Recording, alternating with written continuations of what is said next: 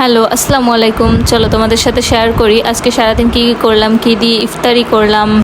প্রথমে বিকেলবেলা বাজারে গিয়েছিলাম আমি, আম্মু তো টুকিটাকি বাজার করেছি। এগুলো রোজার আগেও করেছিলাম, রোজার মাঝেও আবার করে নিয়ে আসলাম পুরো রমজানের জন্য।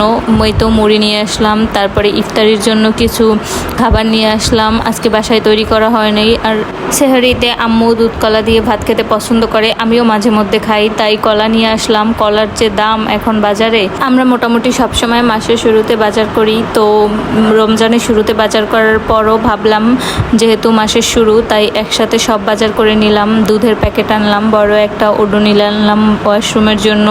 তো এই তো নিশাত আবার কোক নিয়েছিল, পেঁয়াজ, আলু, টুকিটাকি যা দরকার আর কি। আর তরমুজ এনেছি, তরমুজ আমার মামা আমাদের জন্য কিনে রেখেছিল, তো এই তো সেটা নিয়ে আসলাম। এটা দিয়ে আজকে মহব্বতের শরবত বানাবো।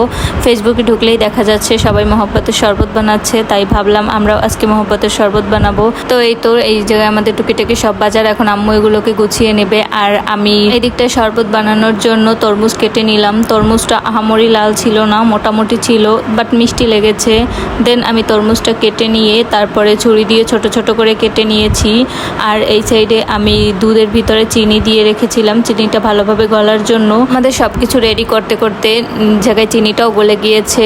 আর আমি বাটিটাকে একটু ফ্রিজের মধ্যে রেখেছিলাম ঠান্ডা করার জন্য। পরে এর মধ্যে রুয়াবজা দিয়ে দিলাম, রুয়াবজা বেশি করে রুয়াবজা দিয়ে মিক্স করে নিচ্ছি। তারপরে আইস কিউব দিয়ে দিলাম। আসলে ফ্রিজে বেশি একটা আইস কিউব ছিল না, দুইটা ছিল, তাই দুইটাই দিয়ে দিয়েছি। এখন কিছুক্ষণ ফ্রিজে রেখে দিলে এমনিতেই ঠান্ডা হয়ে যাবে। তো ফাইনালি আমার মহব্বতের শরবত হয়ে গেছে, এটাকে আমি ফ্রিজে রেখে দিলাম।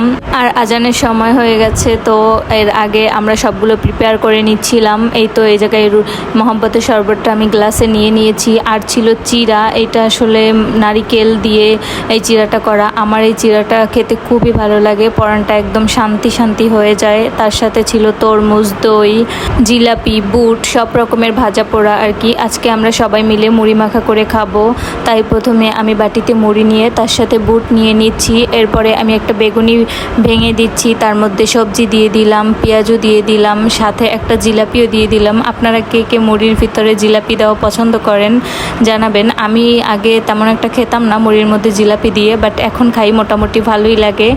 আজ এই পর্যন্তই। ভিডিওটা ভালো লাগলে লাইক করেন, কমেন্ট করেন, শেয়ার করেন। আল্লাহ হাফেজ, আসসালামু আলাইকুম।